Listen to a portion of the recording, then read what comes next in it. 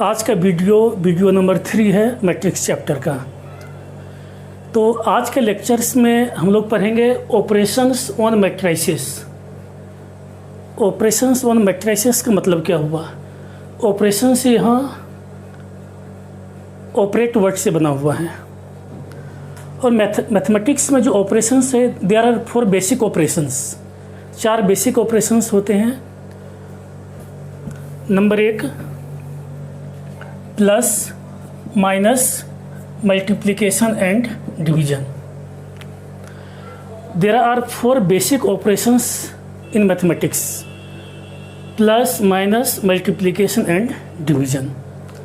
तो अपना आज का जो टॉपिक है यह है ऑपरेशंस ऑन मैट्रिसेस के ऊपर। दैट इज, इसका मतलब ये हुआ कि यदि हमें कोई भी 2 मैट्रिक्स दिया हुआ है तो 2 मैट्रिक्स को ऐड कैसे करेंगे। 2 मैट्रिक्स दिया हुआ है तो उसको सब्ट्रैक्ट कैसे करेंगे। 2 मैट्रिक्स दिया हुआ है, 2 या 2 से ज़्यादा मैट्रिक्स दिया हुआ है तो उसको मल्टीप्लाई कैसे करेंगे। और मैट्रिक्स में डिवीजन नहीं होता है, मैट्रिक्स के केस में डिवीजन नहीं होता है। दैट इज, इस टॉपिक के अंदर हम लोग पढ़ेंगे addition of matrix, subtraction of matrix, multiplication of matrix and multiplication of matrix. तो सबसे पहले एडिशन ऑफ मैट्रिसेस।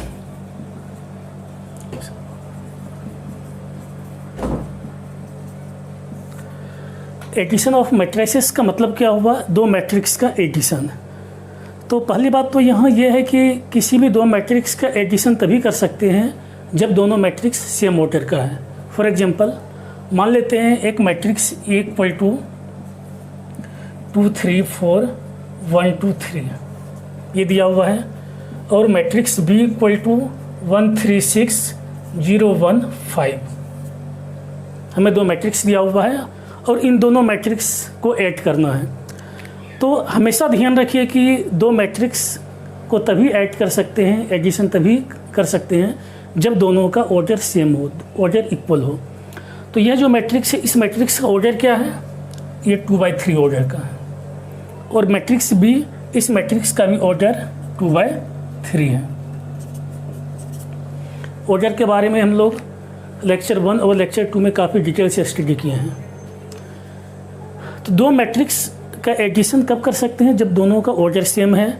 यहाँ इस मैट्रिक्स का ऑर्डर 2/3 है, दूसरे मैट्रिक्स का भी ऑर्डर 2/3 है। तो यहाँ पर जब इसको ऐड करेंगे तो एडिशन मिल जाएगा। एडिशन का ये मतलब हुआ दोनों के कोरस्पॉन्डिंग एलिमेंट को ऐड करना है। तो इस मैट्रिक्स में जो पहला एलिमेंट यहाँ 2 है, पहला एलिमेंट का मतलब हुआ A1 1।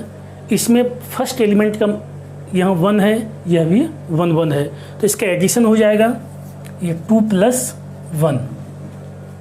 ये जो 2 फर्स्ट एलिमेंट है, इसके फर्स्ट एलिमेंट को ऐड कर दिया 2 + 1। सिमिलरली सेकेंड एलिमेंट यहाँ 3 है और यहाँ सेकेंड एलिमेंट 3 है, देन इट इज 3 + 3। सिमिलरली इस एलिमेंट को इसके साथ ऐड करेंगे 4 + 6। अगेन इस 1 को 0 के साथ ऐड करेंगे 1 + 0। इस 2 को 1 के साथ ऐड करेंगे और इस 3 को 5 के साथ ऐड करेंगे। दोनों मैट्रिक्स का जो कोरस्पॉन्डिंग एलिमेंट है, उस कोरस्पॉन्डिंग एलिमेंट को मैंने ऐड कर दिया। यहाँ 2 + 1, फिर 3 + 3 4 + 6, 1 + 0 2 + 1 and 3 + 5। Then result will be, अब 2 + 1 3 हो गया, यहाँ 3 + 3 6, 4 + 6 10, 1 + 0 1, 2 + 1 3, 3 + 5 8। This is the answer. ये A + B = इतना मिल गया। तो 2 मैट्रिक्स के एडिशन का मतलब है कि दोनों के कोरस्पॉन्डिंग एलिमेंट को ऐड करना। तो यह मैंने ऐड कर दिया। अब एक चीज़ यहाँ पर यह ध्यान दीजिए, क्या होगा जब दोनों मैट्रिक्स का ऑर्डर इक्वल नहीं होगा। इसका ऑर्डर यहाँ 2/3 है, इसका सपोज ऑर्डर 3/4 है या 4/5, कुछ भी इसका ऑर्डर हो सकता है। तब क्या दोनों मैट्रिक्स को ऐड कर सकते हैं क्या? एक बार चेक करके देखते हैं ऐड कर सकते हैं कि नहीं कर सकते हैं। सपोज एक दूसरा मैट्रिक्स बी दिया हुआ है 1 3 6 0 1 5 एंड 350। ये जो मैट्रिक्स बी है इसका ऑर्डर यहाँ 3/3 दिया हुआ है। ये 3/3 ऑर्डर का मैट्रिक्स है, ये 2/3 ऑर्डर का है और ये 3/3। अब क्या दोनों सेम ऑर्डर का है, इक्वल ऑर्डर का है कि नहीं है, क्योंकि ये तो 2/3 है, ये 3/3 है। इसमें नंबर ऑफ़ रो 2 है और इसमें नंबर ऑफ़ रो 3 है। तो जब एडिशन करने का भी प्रयास कर सकते हैं, नहीं ऐड कर सकते हैं, क्योंकि यहाँ जो A31 है, इस एलिमेंट को यहाँ किससे ऐड करेंगे? इस एलिमेंट को ऐड करने के लिए अपने पास जगह ही नहीं है, यहाँ पर एलिमेंट ही अवेलेबल नहीं है। तो इस तरह क्या देखते हैं कि यदि दो मैट्रिक्स इक्वल ऑर्डर का है, सेम ऑर्डर का है, तो ही उसको हम लोग ऐड कर सकते हैं। यदि इक्वल ऑर्डर का नहीं है तो उसको ऐड नहीं कर सकते।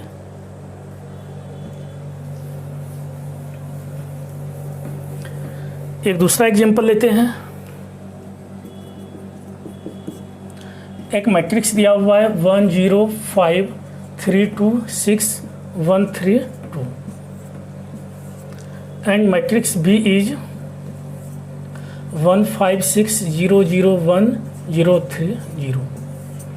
एक दूसरा मैट्रिक्स बी दिया हुआ है, इन दोनों मैट्रिक्स को ऐड करना है। अब ऐड करते हैं यहाँ ए प्लस बी, ये कितना मिल जाएगा? दोनों मैट्रिक्स इक्वल ऑर्डर का है, इस मैट्रिक्स का भी ऑर्डर 3/3 है और इसका भी ऑर्डर 3/3 है। तो यहाँ क्या देखते हैं, दोनों मैट्रिक्स इक्वल ऑर्डर का है।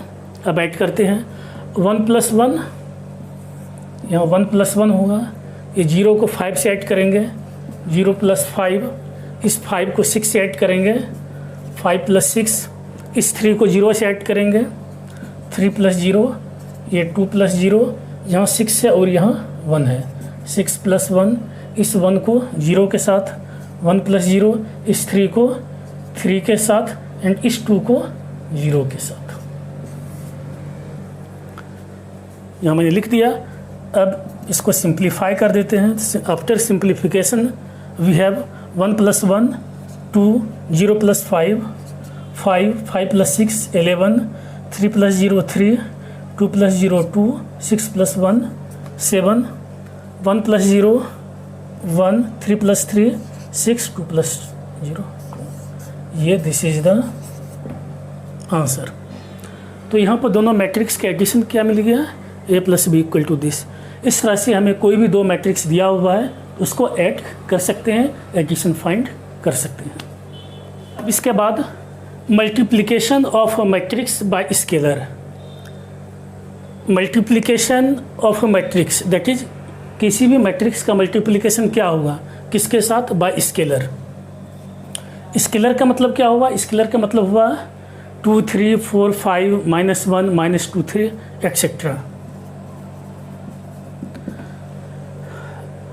क्लास 12th के जब एक चैप्टर है वेक्टर अलजेब्रा, जब वेक्टर अलजेब्रा आप पढ़ेंगे तो उसमें स्केलर के बारे में काफ़ी डिटेल से स्टडी करेंगे। स्केलर क्या होता है, वेक्टर क्या होता है, क्या डिफरेंस है। बस फिलहाल यहाँ पर इतना ध्यान रखना है कि जो भी नंबर्स होता है, जो कांस्टेंट होता है, वो सब स्केलर होता है।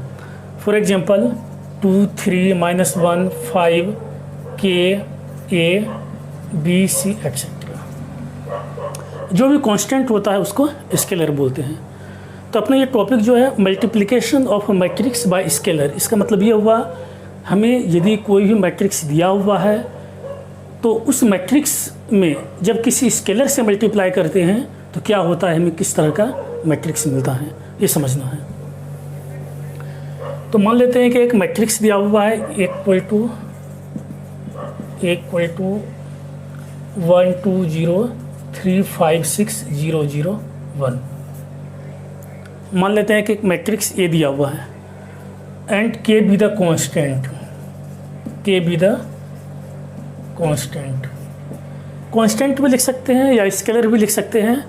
देन के ए इक्वल टू व्हाट। ध्यान दें, अपने को ये पूछा गया कि के ए का वैल्यू क्या होगा। हमें कंफ्यूज नहीं होना, के यहाँ स्मॉल है, नॉट ए कैपिटल, के स्मॉल है जो कि कांस्टेंट है और यहाँ पर ए मैट्रिक्स है। के यहाँ मैट्रिक्स नहीं है, आपको ध्यान रखना है। तो के ए का वैल्यू फाइंड करना है। के ए इक्वल टू के ले लेते हैं, यहाँ लिख लेते हैं। के के बाद मैट्रिक्स ए कितना दिया हुआ है वो एज इट इज लिख लेते हैं, 1 2 0 3 5 6 0 0 1 इक्वल टू के ए का वैल्यू फाइंड करना है, तो के यहाँ पर हो गया और मैट्रिक्स ए लिख दिया। तो जब के ए का वैल्यू फाइंड करेंगे तो अब के को जब अंदर लेके जाएंगे तो मैट्रिक्स के सारे एलिमेंट में मल्टीप्लाई करते हैं। यहाँ पर ये चीज़ ध्यान देने वाली बात है, जब किसी कांस्टेंट को किसी मैट्रिक्स से मल्टीप्लाई किया जाता है तो इसका ये मतलब है कि उस कांस्टेंट को इस मैट्रिक्स के सारे एलिमेंट से मल्टीप्लाई करेंगे। That is it will B k into 1, यहाँ पर k होगा, k into 2 2k, k into 0 0, k into 3 3k, फिर k into 5 5k, 6 into k 6k, k into 0 0, k into 0 0, k into 1 k। This is the answer. इस तरह से हमें एक matrix A दिया हुआ है कि एक कांस्टेंट है, उस कांस्टेंट से इस मैट्रिक्स को मल्टीप्लाई किया गया है तो हमें ये चीज़ मिलेगा। मल्टीप्लाई करने का मतलब हो गया कि उस मैट्रिक्स में जितने भी एलिमेंट हैं सारे एलिमेंट में उस फिक्स कांस्टेंट, उस कांस्टेंट नंबर से मल्टीप्लाई करना। अब एक दूसरा एग्जांपल लेते हैं। अब मान लेते हैं कि एक मैट्रिक्स ए दिया हुआ है और हमें फाइंड करना है to find 5a। Matrix A दिया हुआ है और हमें वैल्यू फाइंड करना है 5a, that is 5 times of a। तो यहाँ पर 5 क्या है, जो इसके पहले मैंने डिस्कस किया था, 5 एक कांस्टेंट है जो कि एक स्केलर क्वांटिटी है। Now 5 equal to 5 into a equal to लिख देते हैं 1 2 0 3 5 6 0 0 1 इक्वल टू। अब जब इस 5 से इस मैट्रिक्स को मल्टीप्लाई करेंगे तो मल्टीप्लाई करने का मतलब क्या हुआ, इस 5 से इस मैट्रिक्स के सारे एलिमेंट को मल्टीप्लाई करना। That is it will B 5 into 1 5 into 2 5 into 0। तो अब इसको इलोबरेट कर रहा हूँ ताकि आपको कन्फ्यूजन ना हो। Similarly 5 into 3 5 into 5 5 into 6 5 into 0 5 into 0 5 into 1 इतना मिल गया। नाउ इट विल बी, अब मल्टीप्लाई करेंगे 5 इंटू 1 5 हो गया, 5 2 जा 10 5 0 0 5 3 जा 15 5 5 जा 25 30 0 0 एंड 5। इस तरह से अपना आंसर हो गया। That is multiplication of a matrix bye scalar. I think अब ये आपका क्लियर हो गया है। अब इसके बाद बात आती है subtraction of matrices. Subtraction of matrices का मतलब क्या हुआ, इसका मतलब ये है कि हमें यदि कोई भी दो मैट्रिक्स दिया हुआ है तो उन दो मैट्रिक्स को सब्ट्रैक्ट कैसे करते हैं। अब इसके लिए एक एग्जांपल लेते हैं। Suppose matrix a equal to हमें दिया हुआ है 1 2 3 4 5 6 2 3 4। एक दूसरा मैट्रिक्स बी इक्वल टू 0 -1 2 3 5 6 1 0 3। इसको यहाँ 1 कर देते हैं। तो यहाँ पे ध्यान रखना है कि किसी भी दो मैट्रिक्स का सब्ट्रैक्शन तभी कर सकते हैं जब दोनों इक्वल ऑर्डर का हो, सेम ऑर्डर का हो। जस्ट लाइक द एडिशन, यदि सेम ऑर्डर या इक्वल ऑर्डर का मैट्रिक्स नहीं होगा तो उसको हम लोग सब्ट्रैक्ट नहीं कर सकते हैं। यहाँ पर ये 3/3 ऑर्डर का है और ये भी 3/3 ऑर्डर का है। Now a minus b, a minus b का मतलब होता है a प्लस माइनस बी। इसको लिख सकते हैं a minus b equal to a plus minus b, because plus into minus equal to minus होता है। दैट इज, अब a का वैल्यू पुट कर देते हैं 1 2 3 4 5 6 2 3 4 प्लस, अब यह माइनस बी है, ध्यान दें माइनस बी का मतलब क्या हुआ, यहाँ माइनस एक स्केलर क्वांटिटी हो गया, मान सकते हैं। माइनस बी का मतलब ये हुआ कि मैट्रिक्स बी के सारे एलिमेंट में माइनस से मल्टीप्लाई करना। तो इसको हम ऐसा भी लिख सकते हैं, प्लस माइनस 0 1 2 3 5 6 1 0 3। क्या इसको ऐसा लिख सकते हैं? बिल्कुल लिख सकते हैं, क्योंकि ए एज इट इज हो गया, प्लस के जगह पे प्लस साइन दे दिया और यहाँ माइनस के प्लेस पर माइनस साइन, और b as it is, equal to 1 2 3 4 5 6 2 3 4 plus, अब जब माइनस साइन, अब माइनस को अंदर लेके जाना है। जब माइनस को अंदर लेके जाएंगे तो क्या करेंगे, जैसे स्केलर में क्या किया था मैंने, सारे एलिमेंट में उस स्केलर क्वांटिटी से मल्टीप्लाई कर दिया था। इसी तरह से जब माइनस साइन को अंदर लेके जाएंगे तो सारे एलिमेंट में माइनस से मल्टीप्लाई कर दें, then it will be minus into 0 0 -1 -2 -3 -5 -6 -1 0 -3। यहाँ तक कोई दिक्कत नहीं है। यहाँ नया मैंने कुछ नहीं किया है, ये प्लस है, यहाँ पर माइनस दिस है। अब माइनस को अंदर लेके चला गया, देखिए माइनस साइन से सारे एलिमेंट में मल्टीप्लाई कर दिया, तो ये अपने की मिल गई एज इट इज है। यहाँ प्लस भी साइन एज इट इज है, माइनस को अंदर लेके चला गया। अब इसके बाद क्या हो गया, जैसे एडिशन ऑफ मैट्रिक्स करते थे सेम आ गया, यहाँ पर बिल्कुल वही चीज़ आ गया। यहाँ प्लस साइन है, एक मैट्रिक्स ये है, दूसरा मैट्रिक्स ये है। अब इन दोनों मैट्रिक्स को ऐड कर देंगे, तब क्या मिलेगा, ध्यान दें 1 + 0 1 2 -1 2 + -1, इसका मतलब क्या हुआ 2 - 1 दैट इज 1, फिर 3 - 2 1। मैं एक चीज़ यहाँ आपको क्लियर कर देता हूँ, जगह नहीं इस साइड है। 2 + -1, यहाँ पर क्या होगा, सेकेंड एलिमेंट के लिए 2 + -1, इसको 2 + -1 equal two plus into minus, minus होता है तो 2 - 1 इक्वल टू 1, वही चीज़ मैंने यहाँ डायरेक्ट लिख दिया है। फिर सिमिलरली यहाँ 3 + -2 3 + -2 equal to 3 plus into minus minus 3 - 2 1, यहाँ पर 1 लिख दिया। सिमिलरली 4 - 3, अब डायरेक्ट मैं लिख दूंगा, एक्सप्लेन ज़्यादा डिटेल में नहीं जाऊँगा। 4 - 3 1, 5 - 5 0, ध्यान दें 5 + -5 that is 5 - 5 equal to 0, 6 - 6 equal to 0, फिर 2 - 1 इक्वल टू 1, 3 - 0 3, 4 - 3 इक्वल टू 1। इस तरह से अपना आंसर हो गया, दिस इज द आंसर। लेकिन एग्जाम में आपको इतना डिटेल में जाने की ज़रूरत नहीं है। आपको जब a - b करना हो, a - b, तो आप डायरेक्ट भी कर सकते हैं। a - b equal to this minus this, तो 1 - 0 इक्वल टू 1, फिर 2 - 1 इक्वल टू 1, 3 - 2 इक्वल टू 1, फिर 4 - 3 equal to 1, 5 - 5 equal to 0, 6 - 6 equal to 0, 2 - 1 equal to 1, 3 - 0 equal to 3 and 4 - 3 equal to 1। आपको इतना लंबा चौड़ा लिखने की कोई ज़रूरत नहीं है।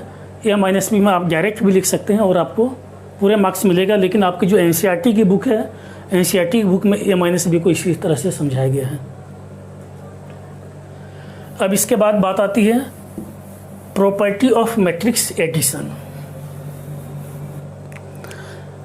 Now properties of matrix addition, इसका मतलब क्या हुआ, जब किसी भी दो मैट्रिक्स को ऐड करते हैं इसकी प्रॉपर्टी क्या है, दैट इज किस किस प्रॉपर्टी को यह होल्ड करता है, इसकी हमें स्टडी करना है। First property commutative property, number 1 commutative property. Commutative property का मतलब क्या हुआ,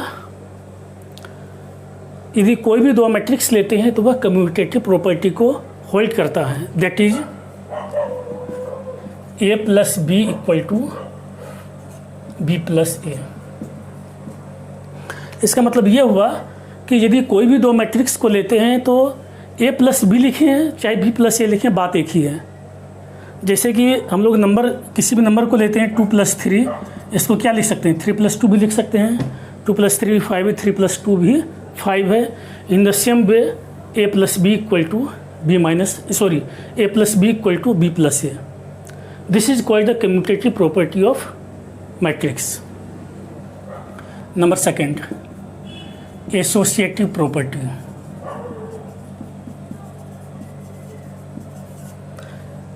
एसोसिएटिव प्रॉपर्टी, मान लेते हैं कि कोई भी 3 मैट्रिक्स है a + b + c = होगा a + b + c। इसका मतलब क्या हुआ, 2 मैट्रिक्स मैंने a + b लिया प्लस ये दोनों ब्रैकेट में हैं। ब्रैकेट में होने का मतलब ये हुआ कि पहले इन दोनों को सॉल्व करेंगे फिर +c = इसको ऐसे भी लिख सकते हैं, ए को बाहर कर दिया और b + c को अंदर कर दिया। दोनों के भी इस तरह से लिखते हैं, तब भी इस मैट्रिक्स का वैल्यू अनचेंज्ड रहता है, वैल्यू में कुछ भी परिवर्तन नहीं होता है। ऐसे मैट्रिक्स के ऐसे प्रॉपर्टी को एसोसिएटिव प्रॉपर्टी ऑन एडिशन बोला जाता है। ध्यान दें, यहाँ a + a b c ये 3 मैट्रिक्स है, यहाँ पर a + b दोनों ब्रैकेट के अंदर है +c। इसका ऑर्डर को, इसके सीक्वेंस को वही रखेंगे, यहाँ भी a b c रखेंगे, बस यहाँ क्या किया गया है b + c को ब्रैकेट के अंदर क्लोज कर दिया गया है।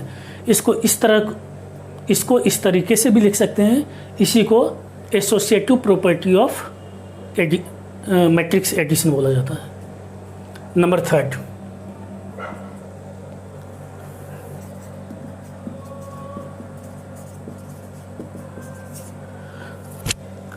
Third, third property existence of additive identity. Existence का मतलब क्या हुआ, एग्जिस्ट करना, रहना, विद्यमान होना। एडिटिव आइडेंटिटी, एडिटिव आइडेंटिटी का मतलब क्या हुआ, इसका ये मतलब है कि उस मैट्रिक्स में किस मैट्रिक्स को ऐड किया जाए कि एडिशन के बाद जो हमें नया मैट्रिक्स मिले वही मैट्रिक्स वापस मिल जाए, उसी एलिमेंट को, वैसे मैट्रिक्स को आइडेंटिटी मैट्रिक्स बोलेंगे। तो कोई भी मैट्रिक्स हो, कैसा भी मैट्रिक्स हो, उसके लिए जो है हमेशा ही जीरो मैट्रिक्स एक ऐसा मैट्रिक्स होता है जो कि एडिटिव आइडेंटिटी का काम करता है। फॉर एग्जांपल, मान लेते हैं कि एक मैट्रिक्स = 2 3 4 1 2 3 5 6 3 दिया हुआ है, एक मैट्रिक्स ए है, और एक जीरो मैट्रिक्स 0 = 0 0 0 0 0 0 0 0 ये हो गया।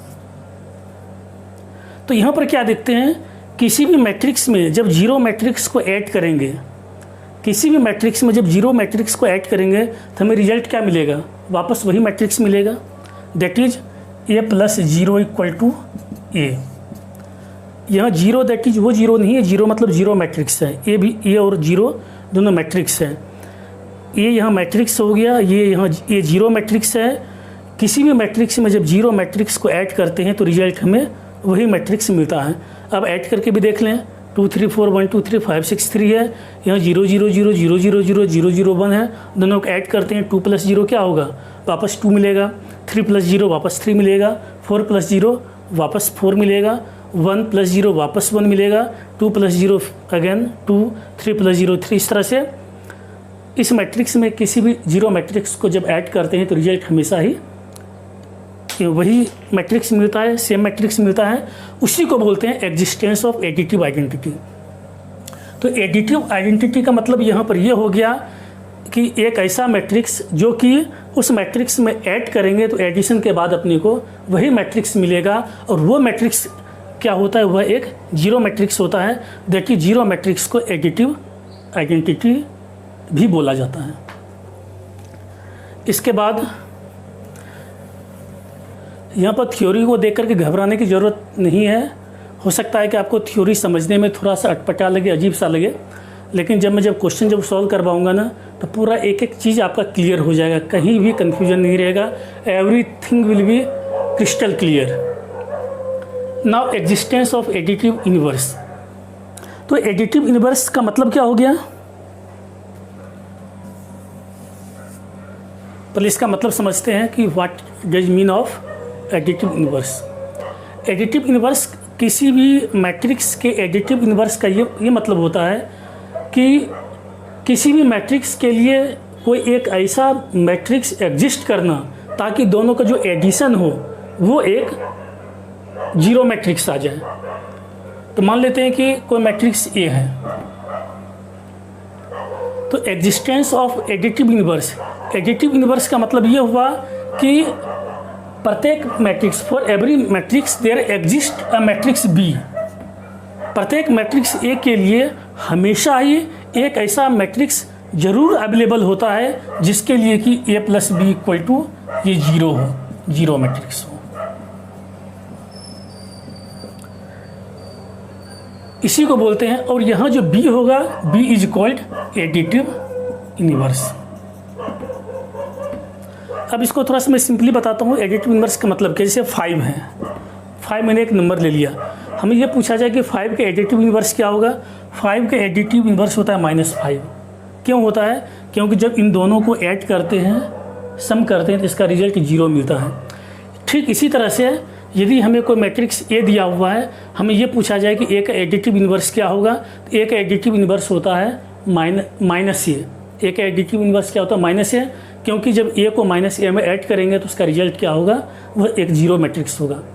तो एडिटिव इन्वर्स के बारे में ऐसा भी बोल सकते हैं कि वो मैट्रिक्स और एडिटिव इन्वर्स दोनों का जो एडिशन होता है हमेशा ही एडिटिव आइडेंटिटी होता है, हमेशा ही एडिटिव आइडेंटिटी दे जीरो मैट्रिक्स मिलेगा।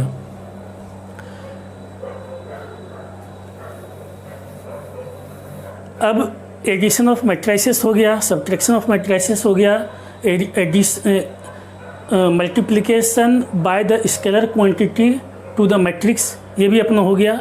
नाउ मल्टीप्लिकेशन ऑफ मैट्रिसेस, इसका मतलब ये हुआ कि कोई भी दो मैट्रिक्स यदि हमें दिया हुआ है तो उन दोनों मैट्रिक्स को मल्टीप्लाई कैसे करते हैं।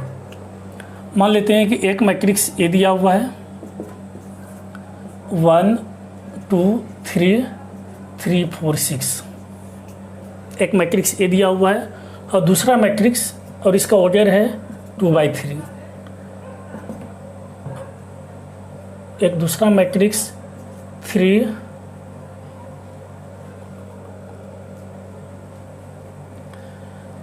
3 4 5 1 2 3 0 1 5। मैंने दो मैट्रिक्स ले लिए, एक मैट्रिक्स 1 2 3 3 4 6, इसका ऑर्डर 2/3 है, और एक दूसरा मैट्रिक्स बी ले लिया, वो 3 1 0 4 2 1 5 3 5 है, और इसका ऑर्डर है 3/3। ध्यान दें, एडिशन तो बड़ा सिंपल था, कहीं कोई दिक्कत नहीं हुई, सब्ट्रैक्शन भी सिंपल था, हालांकि सिंपल ये भी है, लेकिन जब भी दो मैट्रिक्स को मल्टीप्लाई करना होता है तो हमें बहुत केयरफुल रहना होता है, क्योंकि स्टूडेंट मल्टीप्लिकेशन में अक्सर गलती कर बैठता है। तो पहली चीज़ तो हमें ये देखना है कि under what conditions any two matrix can be multiplied. ऐसा कोई ज़रूरी नहीं है कि दो मैट्रिक्स दिया हुआ है तो उसको हमेशा मल्टीप्लाई कर ही सकते हैं। जैसे कि मैंने देखा कि दो मैट्रिक्स था तो उसका एडिशन हमेशा नहीं कर सकते थे, तभी कर सकते थे जब दोनों सेम ऑर्डर का था, इक्वल ऑर्डर का था। सब्ट्रैक्शन के केस में भी यही था, दो मैट्रिक्स को सब्ट्रैक्ट तभी कर सकते थे जब दोनों इक्वल ऑर्डर का, सेम ऑर्डर का था। अब इसमें मल्टीप्लिकेशन में भी कुछ कंडीशंस, उस कंडीशंस को समझना है। तो पहली बात तो ये है कि दो मैट्रिक्स को तभी मल्टीप्लाई कर सकते हैं जब number of columns of first matrix equal to number of rows in of second matrix. इसको बिल्कुल आप अपने दिमाग में फिट कर लीजिए। किसी भी दो मैट्रिक्स को तभी मल्टीप्लाई कर सकते हैं जबकि number of columns in first matrix, इसका मतलब ये है कि फर्स्ट मैट्रिक्स में नंबर ऑफ कॉलम जितने हो, या नंबर ऑफ कॉलम कितने हैं, this is the first column, second column, third column, यहाँ पर नंबर ऑफ कॉलम यहाँ 3 है। It should be equal to number of rows in second matrix, it should be equal to number of rows in second matrix. अब second matrix में number of row कितने हैं, this is the first row, this is the second row, this is the third row, first second and third. वापस ध्यान दें कि दो matrix दिया हुआ है, तो दोनों मैट्रिक्स को तभी मल्टीप्लाई कर सकते हैं जबकि पहले मैट्रिक्स में नंबर ऑफ कॉलम्स जितनी हो उतना ही number of row in second matrix होना चाहिए। इसमें नंबर ऑफ कॉलम्स क्या है, 3 है, और इसमें नंबर ऑफ रो कितने हैं, यहाँ भी 3 है, इसलिए इसको मल्टीप्लाई कर सकते हैं। यदि इस कंडीशन को सेटिस्फाई नहीं करता तो इसको हम लोग मल्टीप्लाई नहीं कर सकते थे। इसको बिल्कुल आप दिमाग में सेट कर लें कि दो मैट्रिक्स दिया हुआ है, इसको मल्टीप्लाई करना है। तो मल्टीप्लाई करने के लिए क्या कंडीशन है, पहला मैट्रिक्स में number of columns it should be equal to number of rows in second matrix. पहले मैट्रिक्स में जितने भी नंबर ऑफ कॉलम्स हैं, कॉलम की संख्या है, और दूसरे मैट्रिक्स में जो नंबर ऑफ रोज हैं, दोनों आपस में इक्वल होना चाहिए। अब इसको मल्टीप्लाई करते हैं कि आखिर में इसको मल्टीप्लाई कैसे करेंगे। ये दो मैट्रिक्स दिया हुआ, इन दोनों मैट्रिक्स को हमें मल्टीप्लाई करना है। तो इसको मल्टीप्लाई करने के लिए ए बी का मतलब हुआ ए इंटू बी। ये जो फर्स्ट रो है, इस फर्स्ट रो को दूसरे मैट्रिक्स के फर्स्ट कॉलम के एलिमेंट के साथ मल्टीप्लाई करेंगे। ध्यान दें, इस 1 को 3 के साथ मल्टीप्लाई करेंगे, 1 इंटू 3, प्लस फिर इस 2 को इस 4 के साथ, 2 इंटू 4, प्लस फिर इस 3 को इस 5 के साथ। वापस ध्यान दें, फर्स्ट रो के एलिमेंट को फर्स्ट कॉलम के एलिमेंट के साथ मल्टीप्लाई करेंगे। तो यहाँ पर ये 1 2 3 है और यहाँ ये 3 4 5 है। इस मैट्रिक्स के फर्स्ट रो के एलिमेंट को फर्स्ट कॉलम के एलिमेंट के साथ मल्टीप्लाई करेंगे। तो यहाँ 1 इंटू 3 3, फिर plus 2 into 4, plus 3 into 5। Okay, अब इसी तरह से इस प्रोडक्ट का जो सेकंड एलिमेंट होगा, इस रो के एलिमेंट को सेकंड कॉलम के एलिमेंट से मल्टीप्लाई करेंगे। तब यहाँ पर अपने को मिल जाएगा 1 इंटू 1, ध्यान दें, इस 1 को इस 1 के साथ, प्लस फिर इस 2 को इस 2 के साथ, प्लस फिर इस 3 को इस 3 के साथ। फिर सिमिलरली इस रो के एलिमेंट को थर्ड कॉलम के एलिमेंट के साथ मल्टीप्लाई करेंगे। तो यहाँ पर मिल जाएगा 1 into 0, plus 2 into 1, plus 3 into 5। यहाँ तक कोई दिक्कत? नो। अब ये फर्स्ट रो बन गया। सिमिलरली अब फर्स्ट रो का अपना काम खत्म हो गया है, अब सेकंड रो को कंसीडर करेंगे। सिमिलरली सेकंड रो के एलिमेंट को फर्स्ट कॉलम के एलिमेंट के साथ मल्टीप्लाई करेंगे।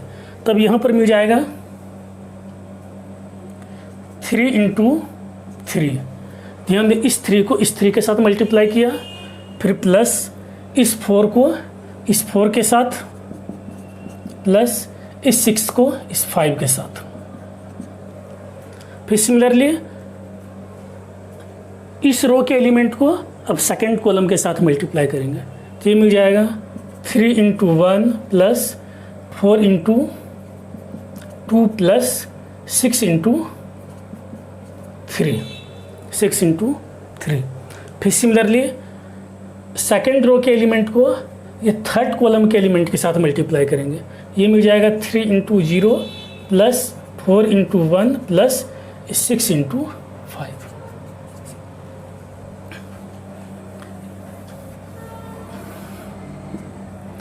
अब इसको सिंप्लीफाई कर देंगे।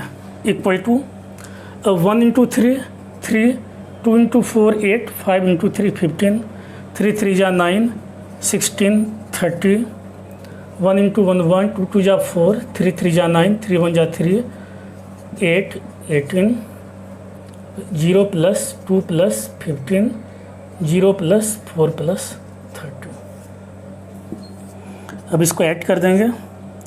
8 plus 3 11, 11 plus 15 26, 16 plus 9 25 plus 30 55, 4 plus 1 5 plus 9 14, 8 plus 3 11 plus 18 29 is 17 34. This is the answer. इस तरह से हमें कोई भी दो मैट्रिक्स दिया हुआ है तो उसको मल्टीप्लाई करेंगे। एक बार मैं रिकॉल कर देता हूँ, दो मैट्रिक्स का मल्टीप्लिकेशन तभी पॉसिबल है, तभी संभव है जबकि पहले मैट्रिक्स में जितने कॉलम्स हैं that is number of columns वो दूसरे मैट्रिक्स के नंबर ऑफ रो के बराबर होना चाहिए, कि इक्वल होना चाहिए। इतना हो गया। अब बात ये आती है कि ये तो देख लिए कि दोनों मैट्रिक्स का मल्टीप्लिकेशन कब पॉसिबल है, कंडीशन सेटिस्फाई कर गया। अब दोनों मैट्रिक्स को मल्टीप्लाई कैसे करेंगे? मल्टीप्लाई करने के लिए अब ये जो फर्स्ट रो है, फर्स्ट रो के एलिमेंट को फर्स्ट कॉलम के एलिमेंट के साथ मल्टीप्लाई किया, फिर सिमिलरली इसको सेकंड वाले के साथ किया, फिर इसको थर्ड वाले के साथ किया। फिर सिमिलरली अब सेकंड रो को लेंगे, सेकंड रो को फर्स्ट के साथ, सेकंड रो को सेकंड के साथ, सेकंड रो को थर्ड के साथ, इस तरह से मल्टीप्लाई करके एडिशन करके अपना आंसर आ गया। अब एक चीज़ में ध्यान देने वाली बात यह है कि जब इन दोनों मैट्रिक्स को मल्टीप्लाई करेंगे तो इस मैट्रिक्स का ऑर्डर क्या होगा। अब यहाँ देखते हैं कि मल्टीप्लिकेशन करने के बाद जो रिजल्ट मिला इसका ऑर्डर क्या है। इसमें नंबर ऑफ रो 2 है, नंबर ऑफ कॉलम्स 3 है, that is this is of the order 2/3। इस मैट्रिक्स का ऑर्डर कितना हो गया? 2/3 है। तो यहाँ पर कंक्लूजन क्या मिलता है? कंक्लूजन यहाँ पर ये मिला कि मैट्रिक्स ए का ऑर्डर 2/3 था, मैट्रिक्स ए का ऑर्डर 2/3 और मैट्रिक्स बी का ऑर्डर 3/3। मैट्रिक्स ए का ऑर्डर 2/3 और मैट्रिक्स बी का ऑर्डर 3/3। तो मल्टीप्लिकेशन के लिए क्या कंडीशन था? इसमें नंबर ऑफ कॉलम्स और इसके नंबर ऑफ रो दोनों आपस में इक्वल होना चाहिए। ठीक है, तब जब इन दोनों मैट्रिक्स को मल्टीप्लाई करेंगे ए बी, तब इसमें जो है इसका ऑर्डर क्या होगा? It's order will be 2/3। Direct यहाँ 3 दोनों में कॉलम है, इसको इरेज कर देते हैं तो बचेगा 2 × 2/3, तो 2/3 दिस इज द आंसर। कई बार ऑब्जेक्टिव क्वेश्चन एग्जाम में पूछ देता है कि एक मैट्रिक्स ए है, इसका ऑर्डर 2/3 है, एक दूसरा मैट्रिक्स बी है, इसका ऑर्डर 3/3 है। तो जब दोनों को मल्टीप्लाई करेंगे तो उस मैट्रिक्स का ऑर्डर क्या होगा? तो ऑर्डर क्या होगा? It will B 2/3। और यहाँ पर आप क्लियरली देख भी सकते हैं दोनों का ऑर्डर क्या हो गया, ये भी 2/3 मिला है। ये 2 नंबर ऑफ रो 2 है, नंबर ऑफ कॉलम्स 3 हैं, जो कि 2/3 है। ओके, हालांकि जब एक्सरसाइज जब स्टार्ट करेंगे तो एक्सरसाइज में बहुत सारे क्वेश्चंस हैं, एम्पल ऑफ क्वेश्चंस, और आपकी काफ़ी अच्छे से प्रैक्टिस हो जाएगी।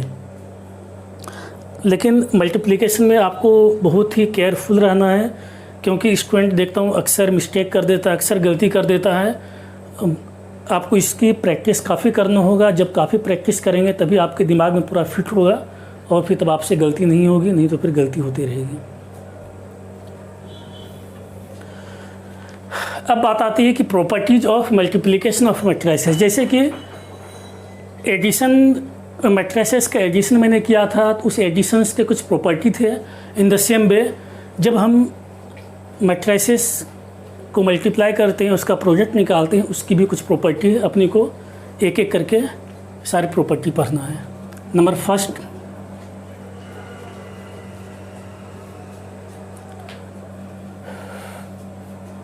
Associative property.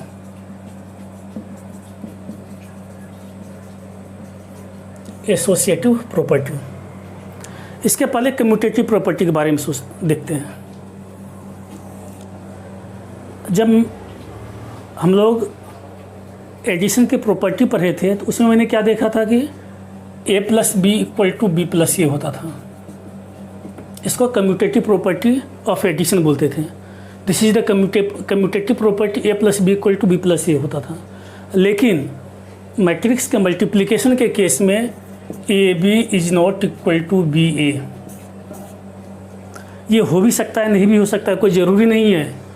मैट्रिक्स के केस में ab ≠ ba, that is matrix multiplication does not hold commutative property, that is does not follow commutative property. क्योंकि दो मैट्रिक्स ए और बी दिया हुआ है तो उसका ab = ba हमेशा हो, ऐसा कोई ज़रूरी नहीं है। इसलिए कम्यूटेटिव प्रॉपर्टी को फॉलो नहीं करता, होल्ड नहीं करता है। Number first, associative property. तो किसी भी मैट्रिक्स का जो मल्टीप्लिकेशन होता है वो हमेशा ही एसोसिएटिव प्रॉपर्टी को होल्ड करता है, that is A B C equal to A B C. यह एडिशन के बारे में नहीं पढ़ रहे हैं, यह मल्टीप्लिकेशन के बारे में पढ़ रहे हैं। तो ए बी सी कोई भी दो मैट्रिक्स है, तो उस केस में A B into C, A B यहाँ ब्रैकेट में, सी बाहर है, तो इसको हम लोग ऐसा भी लिख सकते हैं ए इंटू बी सी। इसका सीक्वेंस चेंज नहीं हो रहा है, इसका ऑर्डर चेंज नहीं हो रहा है, ए बी सी जैसे है वैसे ही ए बी सी है, बस यहाँ ब्रैकेट चेंज हो गया है। यहाँ शुरू के दो मैट्रिक्स के साथ ब्रैकेट है और यहाँ पर लास्ट के दो मैट्रिक्स के साथ ब्रैकेट है, that is A B into C equal to A into B C. Number second, distributive property. इसका जो आपको जब यूज होगा, जब क्वेश्चन सॉल्व करवाऊंगा तब इस प्रॉपर्टी का यूज होगा, और ये चीज़ आपको बिल्कुल ध्यान रखना है, ये ध्यान रखना और ये भी ध्यान रखना है। Next, distributive property. तो डिस्ट्रीब्यूटिव प्रॉपर्टी क्या होता है, मान लेते हैं कि मैट्रिक्स है ए बी सी, कोई भी थ्री मैट्रिक्स दिया हुआ है, ए प्लस बी इंटू सी। डिस्ट्रीब्यूटिव प्रॉपर्टी केस में दो मैट्रिक्स दिया हुआ, इसके बीच एडिशन है और यहाँ ब्रैकेट लगा हुआ और यहाँ पर सी है, then it will be equal to A C plus B C. जब ब्रैकेट ओपन करेंगे तो यहाँ पर ए सी प्लस बी सी मिल जाएगा। डिस्ट्रीब्यूटिव प्रॉपर्टी केस में ए प्लस बी ब्रैकेट में है, सी ब्रैकेट के बाहर है, then it will be equal to A C plus B C. Now property third, existence of multiplicative identity.